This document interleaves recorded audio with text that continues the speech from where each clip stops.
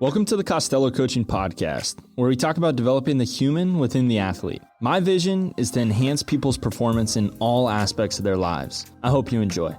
Welcome back to the Costello Coaching Podcast. Very excited to have my partner and coach with Costello Coaching, Andrew Rohrbach.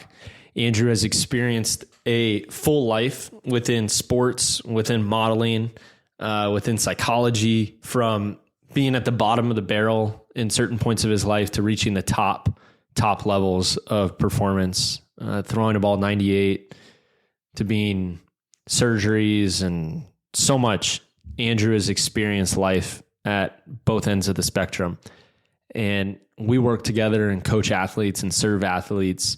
And we're on a mission to help develop the human within the athlete.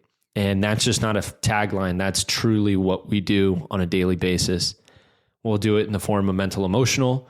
We'll do it in the form of physical, functional training, biomechanics, nutrition, sleep, whatever it takes to develop that human, we're there to serve them. So this is going to be one of many episodes. Andrew and I will be sharing and collaborating on what we're currently working on and how we're currently serving people.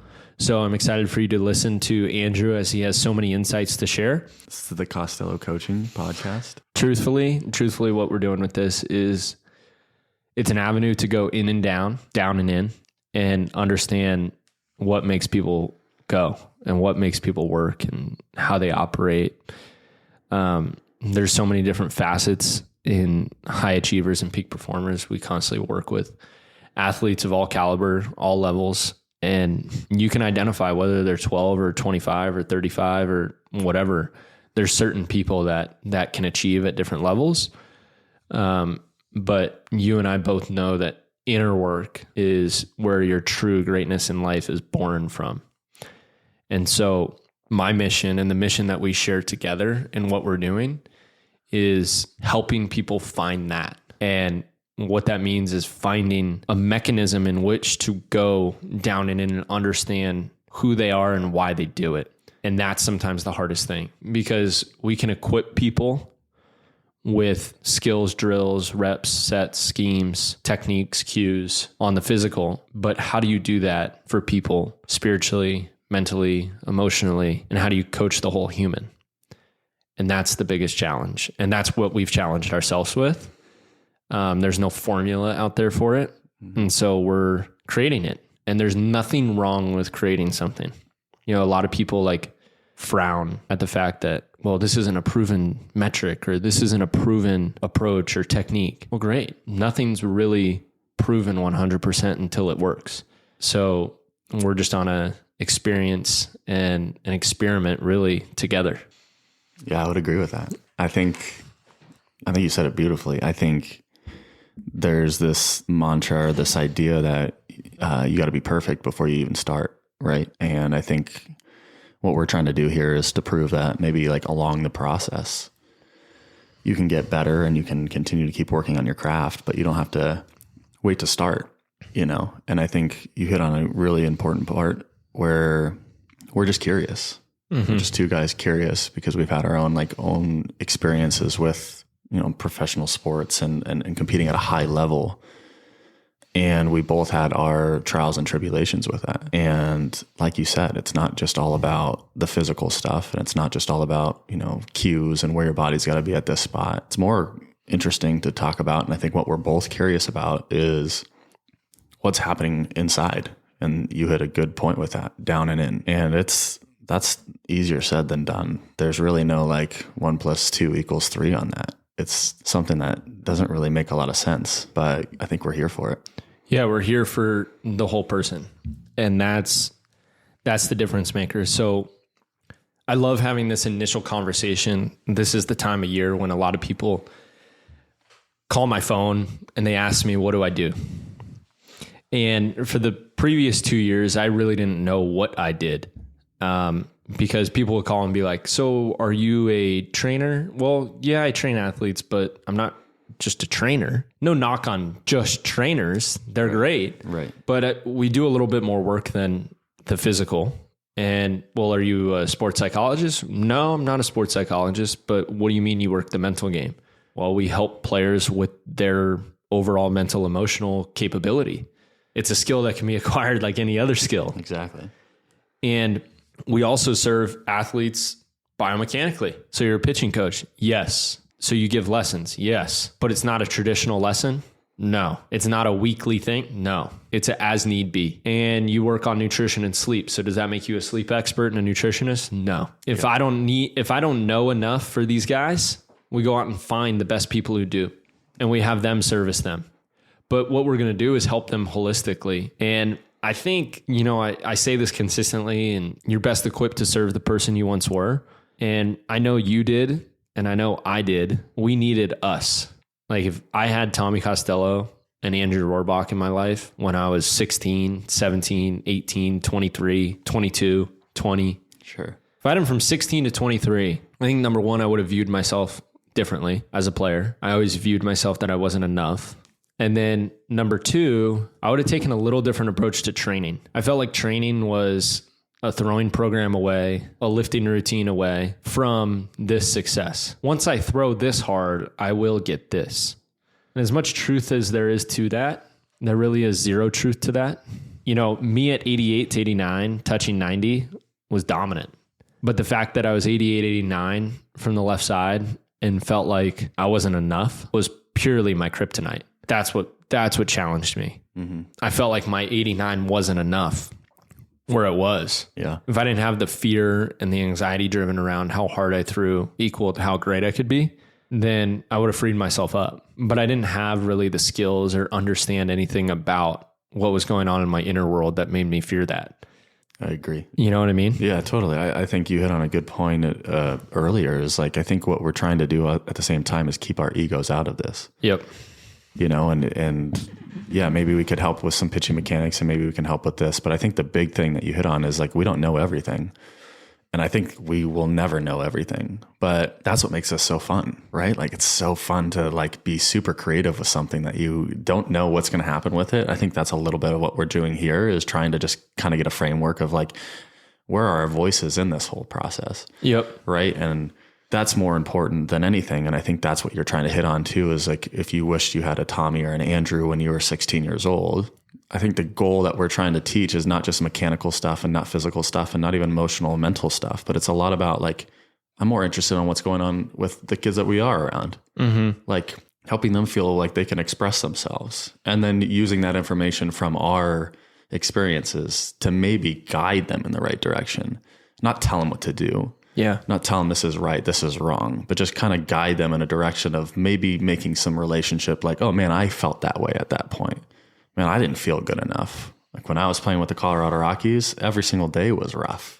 Yet on the outside, it seemed like I was, living life and things were great. And I was a professional model at the same time. Right. But inside I was going through a lot. And I think that's what you're trying to hit on. Yeah. Is like, I wonder, like when I listen to you even say that, like, how do you even highlight, you never really know what's going on the inside. And that may sound cliche in terms of you don't know what someone's going through. So be careful what you say to people. Mm-hmm. And that's something that we're constantly aware of. It's very easy to identify and say, be careful of someone's body because you don't know what they're physically going through, meaning, set up the training program so it's, so players don't fail within it. Like our biggest failure in terms of the weight room would be that the weight room inhibits someone from going back out on the field. Like someone gets hurt in the weight room. That's the biggest failure in the weight room. Yeah. But how often do people put that same sort of pressure on the way that they speak? What you say could drastically affect the way that person feels about themselves on the field as a coach, as a mentor. So the coaches or the figures in our life that have been authority, did they say something or do something that really jeopardized the way that we felt about ourselves? And that's not a shame or blame on the outside and putting your problems out there on someone, but more so being what would I say? Introspective. Yeah. Being introspective on the fact that when I'm working with an athlete, be very careful of what you're saying to them because it can have a large determining factor on how their career turns out. Yeah. Just as you put this much thought into what kind of weight you're putting on the bar for this athlete, Are you putting that kind of thought into the words that you're sharing with that person too? Mm-hmm. Yeah. Jim Rohn, my guy, that he's my guy. Mm-hmm. He famously says, words are godlike. Mm-hmm. Words are godlike. So be very choice driven when you use your words, because they can have the power of God. Yeah. And you've seen it. I've seen it. Yeah. Like you can take someone out of a crazed state, a state of illness, with the way that you speak to someone. I would agree with you. Yeah. It is godlike. Yeah. It is powerful. And that's not ego driven. That is just strictly being objective. Like, look, what I say has an impact on people. I can inspire and motivate them to change the trajectory of their life. Now you better put some value behind what you're saying. And I think too many people in influence do not put that much value behind what they say. They just say what they say without the thought of the cause of what they said. Yeah. So being very clear on what you're saying and why you're saying it is what I feel like is my most important job in my role. It's also the hardest part of your job. Yep. You got to be so conscious. Yeah. Like some of my best mentors, some of my best coaches are the people that really take a long time to maybe say what they want to say. You know, one of my mentors, Joe, who I've talked to you about, he'll sit there and sometimes he'll say something and then he'll stop and go, what am I trying to say here? And I realize he's talking to himself, and it weirdly creates this awesome space. Yeah, I love the word space. Yeah, it creates a little space for us because there's honesty and transparency within that space, right? And so that's something that's really interesting when I am coaching or when I'm mentoring or having a tough conversation with one of my athletes or, you know, just a friend, colleague, girlfriend, dad, whatever it is. Am I creating enough space within myself to understand where I'm going and what message I'm trying to give out to the world?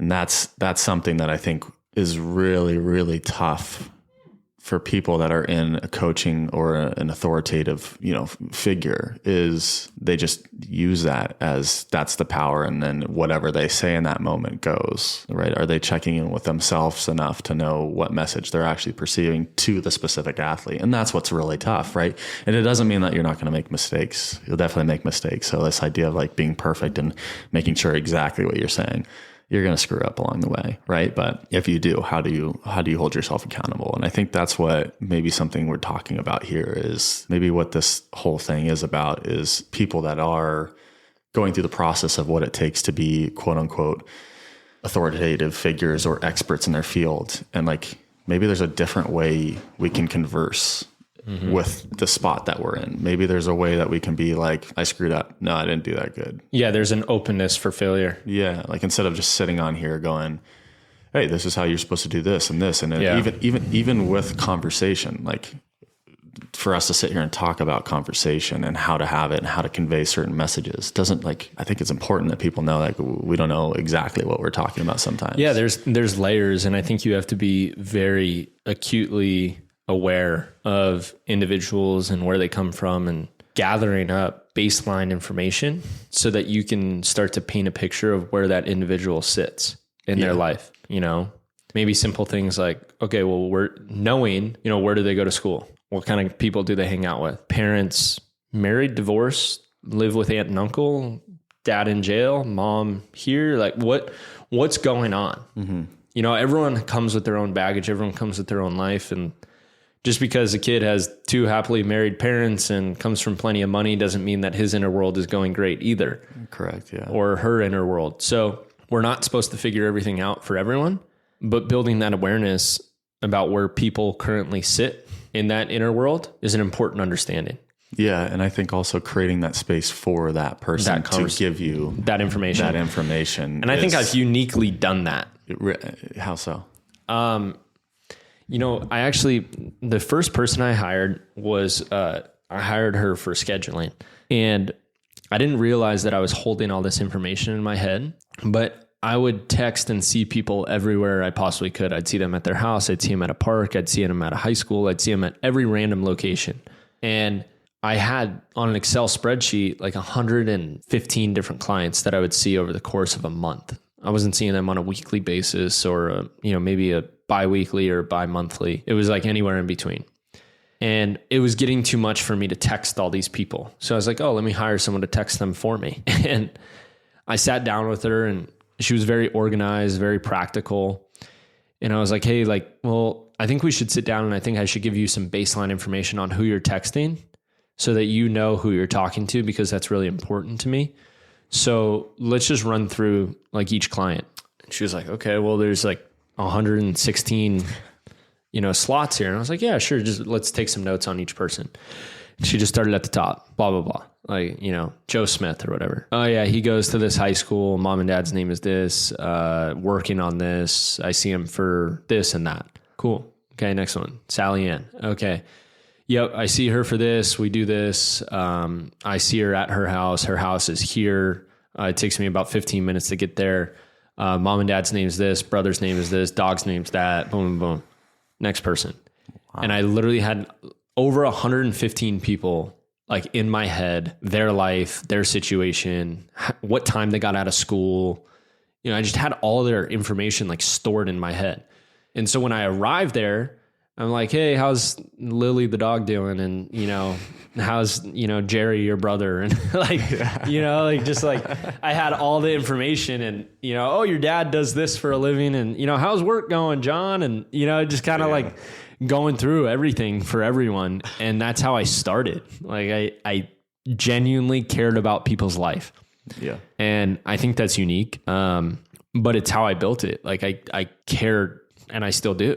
Like that is the number one when I explain to people, like if I look at, my approach, my values that we have and work ethic, knowledge, responsibility, honesty, respect. And then my approach is over communicate with my athletes, begin to understand the whole person. That's literally my first line on my approach. Over communicate with my athletes and begin to understand the whole person. The whole person is, where do they live? Where do they go to school? What are their parents like? What kind of occupation do they have? What kind of culture have you been raised in? Mm-hmm. And we can begin to understand their family dynamics. And then that is how their inner world has been created. That's the fundamentals of their inner world. Yeah. And that comes from, old school psychology, Freud. You're literally talking about just the best form of connection. Yeah. Hey guys, hope you're enjoying the show. Only way this podcast grows is if it's shared. So please share it with your friends, family, or anyone you feel like it can help enhance their performance in their life. A little karma goes a long way. Let's get back to the show. And so as much as this is, kind of where we started about people, well, what do you do? Well, yeah, we do this, but my first approach has nothing to do with success for an athlete. Yeah. But it has everything to do with success for an athlete. It has nothing to do with training, but everything to do with communication. Yeah. Because when we begin to understand the person, we can best serve them. Yeah. My dad would say, learn your learner. Yeah. Like you have to learn your learner. Think about your best coaches in your life, your best mentors in your life. I felt like they understood me. Exactly. Right. Yeah. It wasn't the smartest pitching guy. It wasn't some dude at Driveline that knew every dynamics about pitching. It wasn't some dude at TB12 that knew every massage technique there was. Maybe it was. Maybe, maybe the guy Driveline. Little pieces from each one of those, but you're correct. Yeah. But maybe the person who serves, like, let's do this for a second. Close your eyes and you have to say it right away. When I give you this comment, you have to say the first name that comes to mind. Okay. Okay. Your greatest mentor. Joe Spicaya. Okay. Yeah. Right away. Yeah. Right away. Like no doubt about it. And if I gave you 20 minutes to think about it, would you say the same thing? That's a good question. I would weirdly, I don't know why I want to say this, but I would hope so, but there'd be other names that would come in there. But in terms of just overall, like what that man means to me. Yeah, I would hope I'd say. And was he a pitching coach?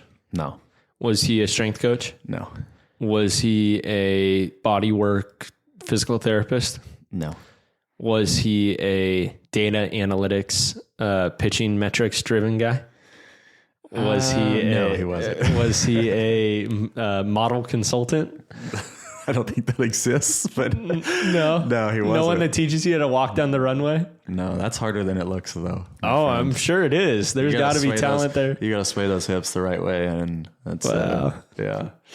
No, but he's your coach. Yeah, and I think I just want to say one thing before it like escapes my mind is learn your learner. The saying that your dad said to you is, I think, part of that, and what makes Joe and some of the other like amazing like mentors in myself, in my life, they were vulnerable in their in their own sense, right? Like it seemed or presented to me that there's some genuineness, that it came from a genuine spot, and that they were okay with who they were.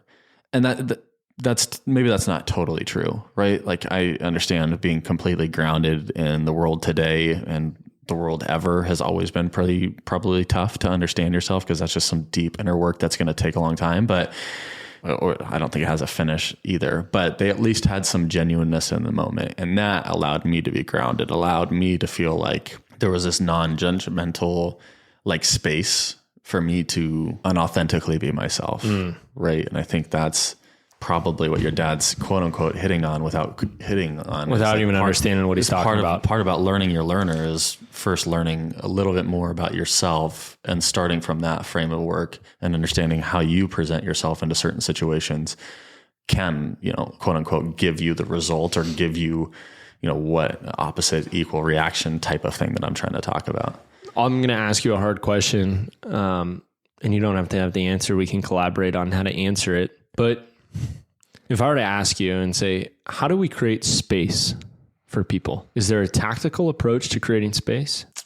My answer would to be creating space within yourself. And I think that's going to create the space. So another tactical thing, if we're going to follow that rabbit hole. Well, explain creating space for a second. Yeah, sure. At least for me, what creating space means for me is for me to be in touch with where I'm at. Like, so I say I wake up in the morning, right? And for some reason something happened the night before and it's still like weighing on me, or I still have thought processes. There's tactical things or, objective things that I can do that'll give me the best opportunity to create some space within myself. For example, like maybe I'll do like a meditation. So it's mental space, right? That we're talking about. Yes. Creating space. Yep. Yeah. Creating mental space. And there's ways to do it, right? Journaling. There's ways to do a meditation. There's listening to calming music that doesn't have lyrics. I mean, and these are all answers for me, but they help me kind of accept where I'm at in the moment and accept like thoughts and feelings that I'm having and just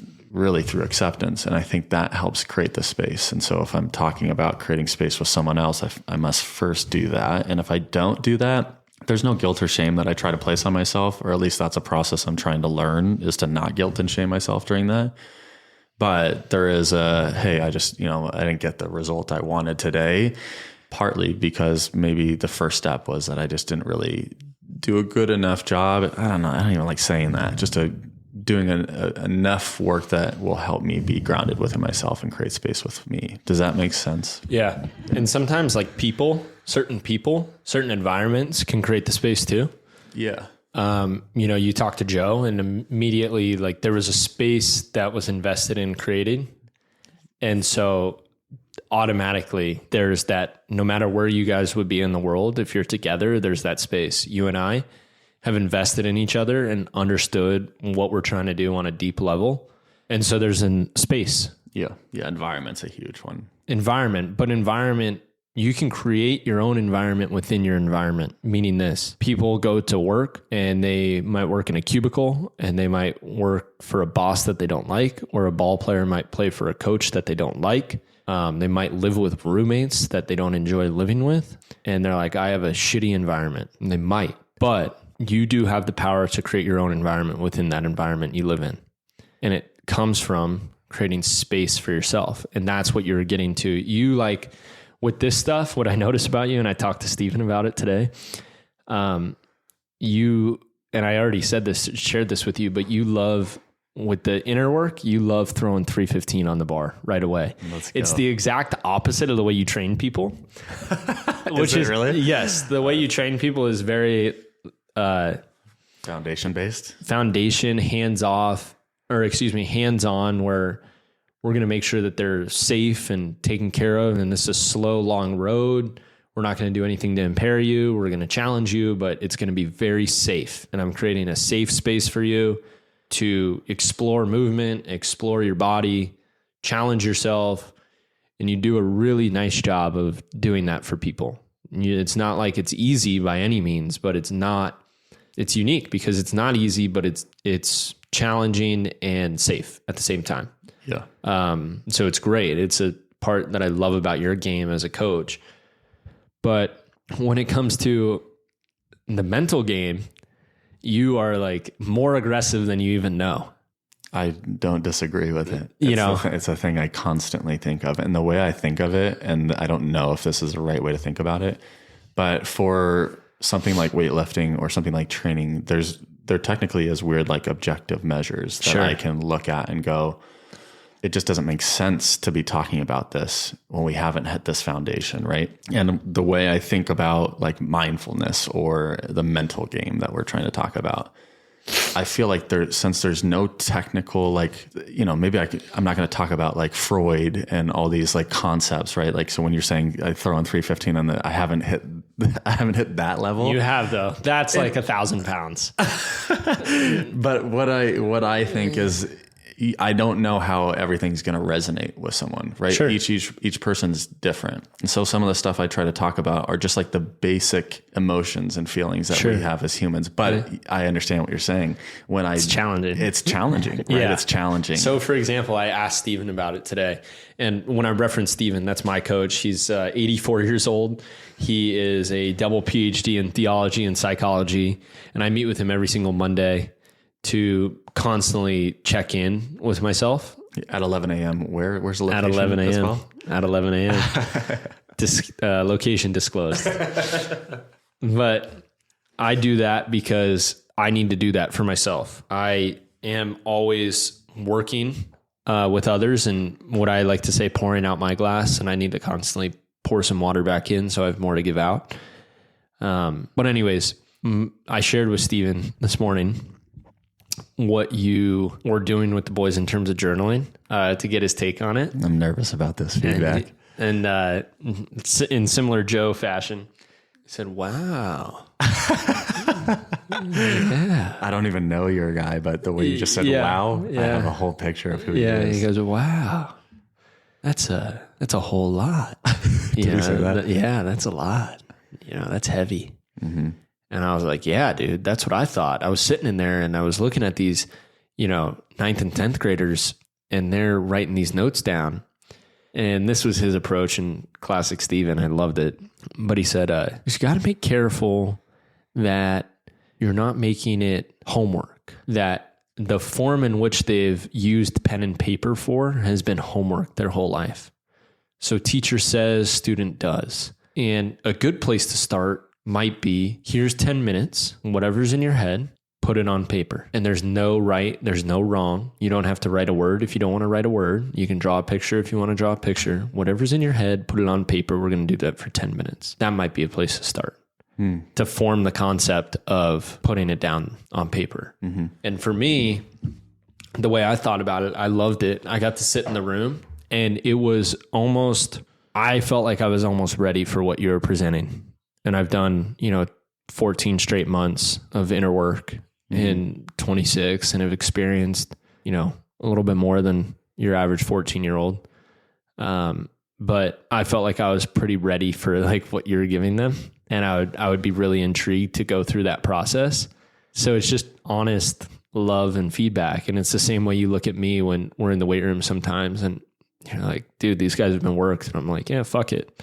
Right. You know what I mean? No, it's like, its own. Yeah. Yeah. And that's why we need each other. You know what I mean? Because there's this beautiful synergy between the coaching that we share and the minds that we have that allow the energy to be transferred to the player. Yeah. So anyways, I was really intrigued with that concept, because I think what ends up happening is you circle back to things in training, whether it be mental or physical. Let me hammer it home at this point for you. So if you were to do a push-up for the first time, you'd go down and you'd push up, and maybe your butt would flare, or your hips would sag or whatever, and you would kind of squeal to get up, that first ever push-up you did. And then you'd start laughing if you tried to do 3 or 4, and it's like, oh, you got to 10. It was an accomplishment, right? Then you start to train and you do weightlifting, and push-ups become part of the routine, and you do your push-ups and you get them done and you get them over with. But then maybe like 10 years into your training, you revisit it and you say, no, this is where the fingers are placed. This is how you grip the ground. This is the angle at which you come and attack the ground. And this is how you push away from the ground. And this is where your core is placed. And this is how your hips are placed. And this is where your shoulders should feel it. And this is where your head is positioned. And not until 10 years into the training do you end up mastering the push-up maybe. Yeah. And so for me, or for the athletes, I should say, maybe they're at that point where they're just squealing through a push-up. And for me, I'm re-entering the push-up 6 years in, 10 years in, and I'm trying to master what I feel with or what I fear with the game. And that might be something that's really impactful for them, So I just love thinking about the sequence of things, just like a pitcher, fastball in, changeup away, slider down, players up in the box. Okay, let's throw this. Players back of the box. Let's throw that. And I just constantly try to sequence these guys. Yeah. And how do you begin, if you start to think of the training as sequencing, just like our routine, like what would the warm up be for a journaling session? What would be the activation? What would be the plyometric session? What would be the weight training? What would be the post recovery cool down? What would be the breath work? Like we have this great formula for the training, and we have this understanding of how to get the physical out of them. And we've challenged ourselves more than 99% of coaches that we ever experienced, where they're like, okay, the physical thing is like pretty textbook. Like you can have some creativity, you can have some flow, but there's plenty of proof in you do this for this many days and they're going to be this much stronger, and you eat this and you're going to weigh this much more, and you throw this many throws, you're going to throw this much harder. And there's enough science and data out there for us to formulate our own plan or your own unique plan that works for us, what we vibe with, but can be pretty much tested and quantified. Yeah. Really hard to create that with the mental game, but you could still think of it in the same sequence. Sure. I totally relate to that. And I think you're totally right. The thing I do want to say with it is it's really hard for someone to start something they don't understand, And so I think, not to backtrack or, save my ass on this with the whole journaling thing, but I had this thought of man, like I think if these kids, if I just say journaling, there's no right and wrong, just journal for 10 minutes at that age. And I haven't done enough studying on this, but at that age, I was really like worrisome that they weren't going to be able to understand what they were supposed to do. Right. So if I gave them some sort of framework that seemed very grounded, that seemed like, hey, what does it feel like to, like, why do you play baseball? I was trying to think of like the three most like, hey, at this age, 9th, 10th grade, you should maybe have some sort of framework for that. And one might be harder than the other though. Like someone might listen to me explaining my form of what's easy in terms of journaling. It might be like, no, dude, that's fucking 1,500 on the bar. Like, what are you talking about? That's like super hard. Right. Well, whereas like the question of like, why do you play? Yeah, that's way more attainable. Right. So it's very subjective. Totally subjective. And like, that's why I trust your greatness with it. And that's why it's not, but this is a collaboration of thoughts and feelings and, exploration. 100%. Yeah. You know what I mean? No, again, not trying to, I know I said I was trying to not save my ass, but like at the same time, like when I told Joe, my mentor, what I wrote, because I met with him last week, and I was like, Joe, I wrote this and I had these questions. I had my journal out. I was like, all right, this is where I was thinking on this and this whole process. And then I, the second session, I was like, all right, I told them I wasn't going to ask them to, their journal's their sacred place, right? That you don't have to say nothing if you don't want to say anything. But I was like, hey, does anyone have like one or two tidbits on like why they love and play baseball? Which in my head, as I was preparing for this session, I was like, there's a 0% chance that not one of these kids is going to be like, hey, yeah, like I play baseball because I just like being athletic, right? Yeah. I thought 100% chance that someone was going to say something. They didn't say a word. They didn't say a word. Yeah. And when I told Joe, I said, I had all these questions. And then I sat up and he goes, will they say anything? And I was like, they didn't say a freaking thing, man. And he was like laughing. He was like, yeah, dude, like at that age. And he's like, how long have you been working with him? And I was like doing the math. I was like, maybe a month. And I was like, he was like, it just might not be there yet. Like it just might, that relationship might not be there. And we had one kid afterwards who was like, yeah. And he's one of the most talkative out of the group. He was just like, I didn't share just because I just don't feel comfortable sharing of why I love baseball yet. And I was like, gotta respect that. Respect it. And I was like, again, it's like, it's a collaboration, but I definitely like that second journaling session rattled me for a little bit. I think I've had my hands on these kids a lot longer Sure. But And so it's definitely like, if you positioned yourself where they're at, you know, like put yourself back at 15-year-old Andrew and you start kind of working with the guy on these different components and what is this all about? And you know, I love coming in and sweating and laughing with my friends and getting a good workout in and being challenged and like, this front plank is so long, you know, like that's so normal. And then to shift the script and be like, hey guys, you're going to bring a journal and we're going to work on the mental game. It's got to be like so confusing. Yeah, that's why I started with my story so that they could understand and have like, the first thing I said, and I do stand by this because it's something I'm currently learning as a 31-year-old man in today's world, is like part of being a man is being vulnerable and being okay with where you're at. That's taken me some time to get there, right? Sure. Still understanding that concept myself. So for me to like express, hey, like, and this is what I said, I was like, Tommy's had his trials and tribulations. Andrew's had his trials and tribulations. Your favorite player, Shohei Ohtani, has had his trials and tribulations, right? Maybe everybody goes through it. Everybody goes through it, right? So hopefully as we continue to keep going, it continue to keep creating that space that's a trusted space. But then again, I don't want I don't have to expect anything out of the kids, and, hopefully they take a little bit out of it. But yeah, maybe 315 on the weight, and what does fear mean for you and how does it feel in your body? Yeah. It might be pretty tough for, a young kid. I mean, right? What do you even mean? Like, I don't even feel fear. I'm 15. Life's great. It's tough. Yeah. So I think it's just always going to be a individual basis where you go with it, and how the goal of it, circling back to the mission, is equipping people. Yeah. Equipping them.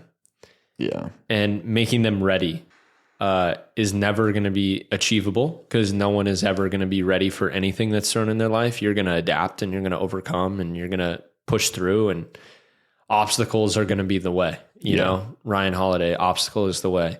And that is the truth. But when that obstacle does appear, have you been coached or educated to understand how to strategically attack that?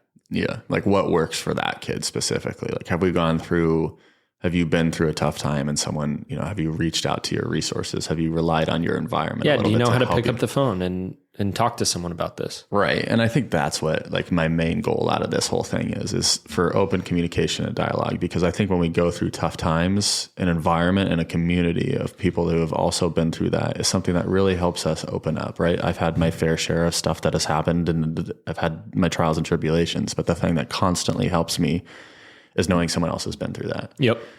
Right. And so when someone else has been through that, there's like that weird level of trust that just innately happens for somebody. Yep. And that's why all my therapists and all my, mentors and in my environment, I try to find people who have been through, maybe sports. That's something that for me just helps me, and also is at the point in their life and their journey that they're open about the stuff that have been tough. Yep. Right. Not avoiding it and like letting it just take control of their entire life, the rest of it, like being open where they're at. That's why I've used the quote unquote word vibe with you and like vibe with Joe or my other mentor, Julia. It's really, really important to have that community. And I don't know, maybe that's what we're doing here, creating some sort of community, and hopefully like people can, vibe with us. Yep. Because I'll be open and honest with as much as I feel comfortable, but for sure, that's where I'm at in my process. Yeah, not giving yourself away, but being comfortable sharing and allowing people to grow and learn from your story is one of the greatest things that we can do in our life. I agree. So that was really cool. Yeah. This episode's brought to you by 8 Sleep. 8 Sleep. Yep. And 3 scrambled eggs. Yes. Very good. Just very, very good. Hey guys, thanks for listening to the show. I hope you benefited from this. Give the show a follow, share it, and comment what you'd like to hear more of, so we can help more people perform in all aspects of their lives.